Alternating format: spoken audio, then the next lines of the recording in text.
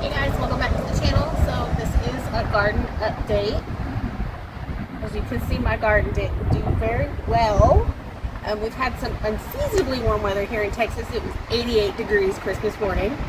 But I have a broccoli plant still going. I have an arugula plant still going. And maybe the cauliflower plant will make it out of it. But we'll keep you updated on this. My herb garden, however, did a whole lot better, so let me take you on over there and show you how it did. So this, guys, is my herb garden. You can see it did a whole lot better. I only had one that didn't come up. My oregano is probably dead by now, is what it looks like. But my basil is doing really well, and my cilantro exploded. And the parsley over here, as you can see beyond this oregano plant, is doing quite well too. So I was really happy with that. So what I'm going to do is I'm going to collect some of this and head inside and show you how I've been drying out my herbs so that I can store them and use them later. Okay guys, so this is a really easy process. I found it on a Pinterest page. All you're going to do is set your oven to your lowest setting. Mine is 175.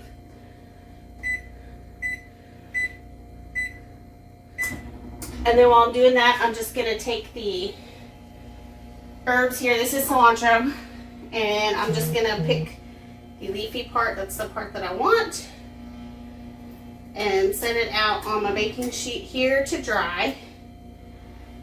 Once the oven is ready, then I'll put this in the oven and bake it. I start at 30 minutes. That's what the post suggested, and then I kind of test it from there. You're waiting for it to get kind of brittle where you can pick it up with your fingers and like crumble it up into whatever storage container you're using. You want to have a storage container that is airtight to keep them fresher. I use these little ball jars. You can get them at Target or Walmart or anything like that.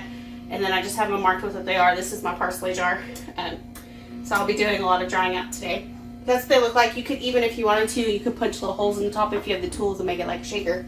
But then of course it's not airtight, so you're gonna have to use your herbs up more. But for those that you use a lot, it'd be helpful to have those little holes in the top so you can shake them out. We have used some of our cilantro fresh already over Thanksgiving. Made a dish to take to work because I worked on Thanksgiving, and it called for some cilantro, and so we used some of the fresh stuff to garnish from our garden. It was a nice little touch. But I'm just going to be here laying these out, so I will get back to you when I'm done so you can see the finished product. So as you can see, I've got them all laid out. You don't want to layer them on top of each other, so have them spread out as much as you can. So I've got a big cookie sheet here. My oven's ready at 175. Just get a couple in the oven here. Set my timer for 30 minutes. And then in that 30 minutes, we'll check on them and see where we're at. All right, guys, we're at the 30-minute mark. We'll pull out my tray here. And I'm just kind of touching them to see if they're crispy. Some of them are, but some of them are still a little.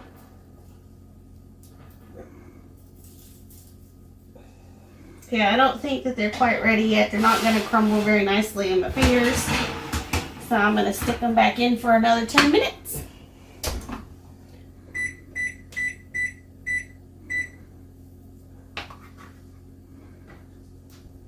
Okay, that 10-minute timer is up. So I'm looking at them again.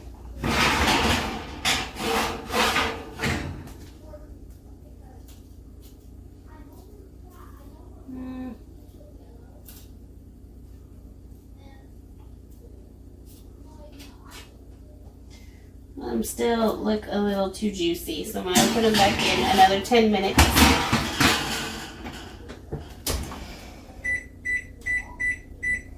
A few minutes later. Alright guys, that 10 minutes is up. Hopefully these are ready to go. They should be.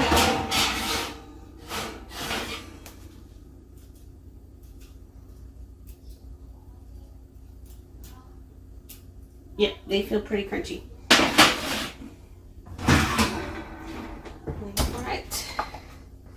then you just have your jar ready here, marked with whatever herb you're using, and it's real simple from there. I just take them and I crush them up and put them in the jar.